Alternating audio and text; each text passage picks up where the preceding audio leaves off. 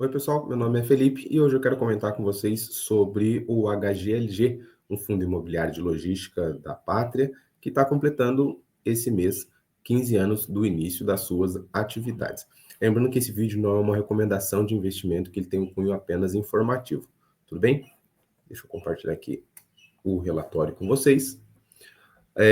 Então, esse relatório gerencial, ele é do encerramento de abril do HGLG. A gente vê aqui nos comentários macro, né, do gestor, que no mês de abril os fundos imobiliários tiveram uma valorização expressiva, né? Na verdade, esse ano de 2025 tem sido um ano de basicamente recuperação para os fundos imobiliários, que tiveram assim uma desvalorização significativa no segundo semestre de 2024 até janeiro desse ano.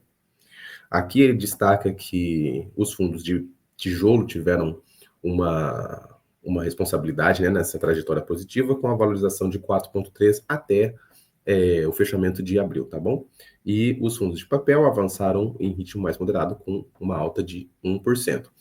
O acumulado do IFIX em 2025 até o fechamento de abril estava em 9,5%. Ele faz alguns comentários sobre a situação nos Estados Unidos, enfim, um comentário mais macro que eu não vou aqui adentrar. No final aqui, ele chama a atenção que a gestão ainda entende haver preços, né, descontados de fundos imobiliários. Considerando essa mesma métrica, desconto em relação ao valor patrimonial, ainda pode haver espaço para mais valorização, uma vez que fundos de tijolo encerraram abril com cerca de 15% abaixo do seu valor patrimonial, enquanto de papel com menos volatilidade, com 5%. Além disso, o yield médio, né, do IFIX segue acima de 10% no tijolo, tanto no tijolo quanto no papel. Lembrando que essa é uma média, né, dos fundos que compõem o IFIX. Entretanto, né, por ser uma média, a gente vê que, se tratando de yield com isenção de imposto de renda, é um percentual elevado, né? Um yield de 10% ao ano. Aqui também, seguindo no comentário macro, ele chama a atenção para duas informações bastante importantes, né? Que, primeiro, o fundo está completando 15 anos do início das suas atividades, e também o fundo atingiu o marco de 500 mil cotistas. Salvo engano, somente 3 fundos imobiliários que possuem essa marca de 500 mil cotistas. Então, são duas marcas bastante importantes, né? Tanto a dos 15 anos de história, quanto do número de cotistas. Aqui também a gestão informa que, ao longo desses 15 anos, o fundo obteve um retorno total de 586%, o que é equivalente a 15% ao ano. Depende de um fator bastante importante, que eu vou comentar daqui a pouquinho, mas é uma rentabilidade que, se comparado ao IFIX, que entregou 143%, e ao CDI bruto, que entregou 126% nesses 15 anos, a gente consegue perceber que o HGLG entregou um resultado bastante superior a esses dois índices. Aqui o patrimônio líquido do HGLG está em 5,5 bi, a cota patrimonial está 162, a cota fechamento a mercado estava em 160 em abril, agora ela está negociando em 156,48, então com um pouquinho de desconto, né, no patrimonial. E o dividend yield em abril, no fechamento a mercado, estava 8,2% e 8,1% no patrimonial, ou seja, uma diferença aí bem pequena. Aqui também ele fala, né, que o fundo ele foi concebido numa época que o mercado de FIIs ainda se encontrava em estágio embrionário, né? Há 15 anos atrás, o mercado de fundos imobiliários era outro, mas aqui ele também destaca que, com o passar dos anos, a indústria de fundos imobiliários foi se consolidando e tomando forma até atingirmos o número de 2,7 milhões de investidores. Então, é um crescimento exponencial também do segmento, né, desse tipo de investimento. Aqui também falando sobre a estrutura, né, do fundo, que está hoje com 28 imóveis, está com 149 locatários, uma ABL aí de basicamente 1,6 milhões de metros quadrados, o prazo médio da carteira em 4,6 anos, a vacância física e financeira está em 5,5%. A gente vê que são números relevantes, né? Porque em 28 imóveis você tem 149 locatários, o que te dá uma distribuição, né, de risco desses locatários, e também 12 imóveis também te dá uma distribuição, né, de ABL bastante significativa, né, com praticamente 1,6 milhões de metros quadrados, e um prazo médio aí dessa carteira de 4,6 anos. Então, uma diversificação bastante importante. A vacância física e financeira também está em níveis controlados, como a gente vai ver a seguir. Aqui, a gestão também ela faz um comentário importante, que eles comentam que eles entendem que o investimento em fundos de tijolo, que é o caso aqui do HGLG, deveria dar um retorno no longo prazo, leia-se entre pelo menos 5 a 15, 20 anos, entre 10 a 15%, para estar acima do custo de oportunidades dos investidores. Então, a gestão ela entende que os fundos de tijolo, como é o caso, né, eles precisam entregar essa rentabilidade aqui entre 10% e 15% ao ano, para fazer sentido para o custo, né, de oportunidades de investidor. Então, obviamente que no mercado financeiro haverão muitas oportunidades, e o fundo de tijolo, para entregar um resultado coerente ao custo, né, de estar investido naquele tipo de ativo, ele precisa desse retorno, que é o caso aqui do HGLG, num prazo aí temporal de 15 anos. Então, a gestão ela entende que está dentro desse parâmetro de compensação. Aqui, falando mais especificamente do resultado, o fundo ele teve uma receita de aproximadamente 1,37 reais por cota, o que levou a um resultado de aproximadamente a 1,13 por cota. O único impacto extraordinário foi o recebimento do aluguel trimestral da Volks no HGLG Vinhedo, com um valor de aproximadamente 0,28 centavos por cota. O dividendo anunciado, né, foi de 1,10 por cota, já mantendo aí o padrão de dividendo que o HGLG tem entregado. Vamos ver aqui. Então, pelo menos desde junho do ano passado, o HGLG vem mantendo essa distribuição em 1,10. Aqui a gestão também comenta que o fundo está com uma boa margem de ocupação, né? Que assinou no mês de abril mais 14 mil metros quadrados de novas locações, que vão comentar abaixo, e encerrou, né? Reduziu, melhor dizendo, a vacância física e financeira, como eu comentei anteriormente, de 6,7% e 6,5%, ambas para 5,5%. Isso é reflexo de 3 novas locações. Além disso, né, eles informam que eles têm assinado a entrada da Electrolux no ativo de São Carlos, que expandiu em mais 3,7 mil metros quadrados e renovaram por mais 10 anos o contrato da Kremer no HGLG de Blumenau, com aumento de 21% no valor da locação, que será aplicado aí de uma maneira escalonada em 2 anos. No mês de abril não houve saídas, mas ele já tem mapeadas aí as saídas da Plastic Omnium em maio, né, que foi no mês passado, e da Westin em junho, agora nesse mês. Então, eles projetam uma vacância física do fundo em 5,7% agora nesse mês de junho. Eles também têm, né, o HGLG também tem um galpão em desenvolvimento em Simões Filhos, e eles informam aqui que o avanço até abril estava em 60% da obra realizada. A alavancagem financeira, né, o nível de alavancagem do fundo, estava em 11,7%, que é um nível bastante controlado aí para solidez financeira do fundo. Aqui já na performance, como eu falei anteriormente, o HGLG nesses 15 anos, então segundo a gestão aqui, entregou 586%, né, nesses 15 anos, num percentual anual aí de 15%, enquanto o IFIX 240, 2,9% no anual, e o CDI bruto em 258 em 9,7% anual. Entretanto, essa rentabilidade do fundo, ela depende de um fator muito importante, que aqui eles colocam na nota explicativa, que o valor da cota ajustada por rendimento considera também reinvestimentos, o que é um fator determinante no caso dos fundos imobiliários, que é a distribuição, primeiro, dos dividendos pelo fundo e o reinvestimento pelo cotista.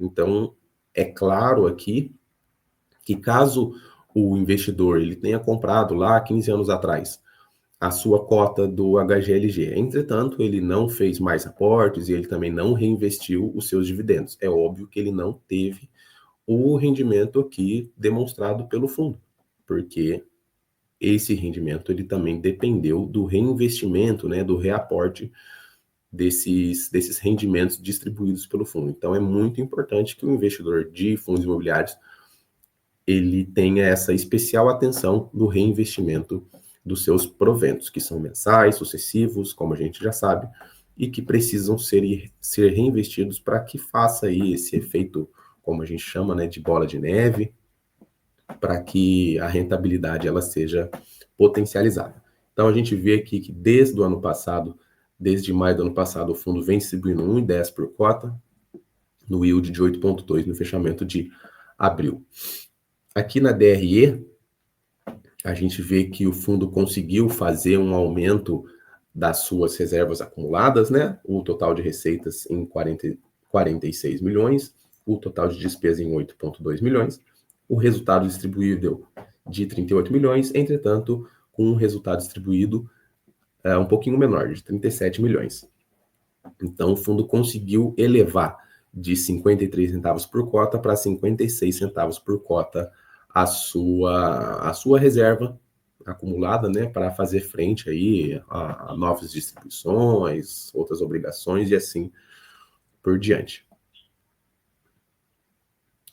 Aqui o balanço patrimonial, né, a gente vê o fundo ele traz que o seu passivo ele é de 775 milhões, né, em abril, sendo somente 7 milhões a ser pago no curto prazo, em até 12 meses. Então, a gente vê que o fundo tem um valor investido, né, em imóveis de quase 5,8 bilhões. O fundo tem participações em outros fundos imobiliários aí, em 317 milhões, em CRI em 90 milhões, em LCI de 60 milhões, renda fixa, também tem algumas parcelas a receber de ativos e outros investimentos. Então, o fundo está com uma composição de caixa bastante confortável, digamos assim. E também tem esses 775 milhões a pagar. Então, o PL, né, contando os ativos e os passivos do fundo, o PL final está aí em 5,5 bilhões. Então, aqui ele detalha um pouco mais as parcelas a receber as parcelas a receber aqui em até 12 meses estão em 22 milhões e a receber em até 12 meses a mesma coisa. As parcelas a pagar, aqui ele informa parcelas a pagar em até 12 meses, 31 milhões. Eu não sei se houve alguma discrepância entre esses 7 milhões e esses 31 milhões aqui na hora de confeccionar esse informativo, ou se eu não entendi algum fator aqui, tá bom? Mas o fundo coloca aqui, parcelas a pagar em até 12 meses, 31,3 milhões. Entretanto, a gente vê que na estrutura de capital aqui do fundo, só a sua participação aqui em crise, em LCIs, em renda fixa, ou em fundos imobiliários também, que são bastante líquidos, o fundo consegue fazer frente às suas obrigações. E o passivo em mais de 12 meses, né, de 744 milhões. A alavancagem financeira, como eu já comentei anteriormente, né, com projeção de 11%, né, do PL até o final de 25.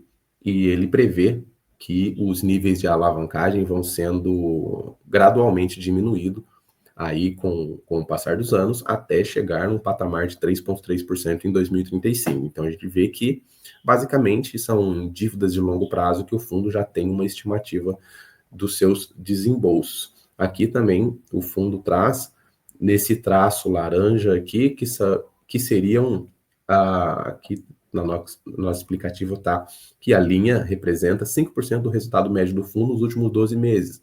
Ou seja, o fundo conseguiria, basicamente, pagar boa parte dos seus passivos somente com a retenção dos 5% que são o percentual legal, né, de retenção que um fundo imobiliário pode fazer.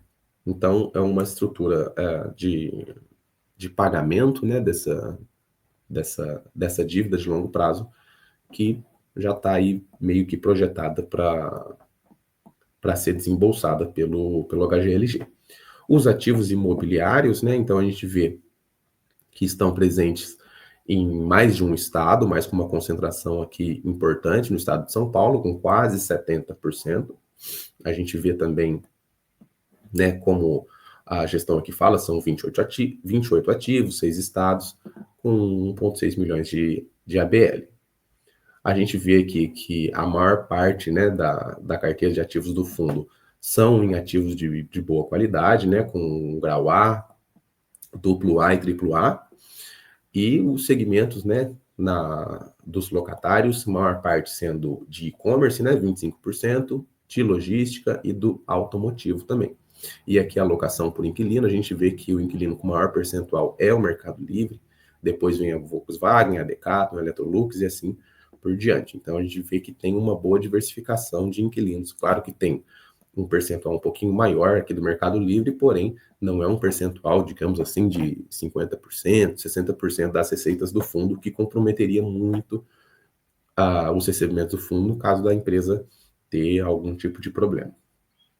A alocação, né, dos contratos, então é um fundo com maior percentual em contratos típicos e 30% apenas de contratos atípicos. E aqui o índice de correção, né, é majoritariamente o IPCA. Os meses de reajuste aqui distribuídos, né, basicamente aí em janeiro, que tem 22%, mas o resto é equilibrado. As revisionais, a gente vê que tem bastante revisionais para esse ano, e como eles informaram anteriormente, né, já fizeram algumas, e a partir do ano que vem, essas revisionais elas se estabilizam ali entre 12% a 15%.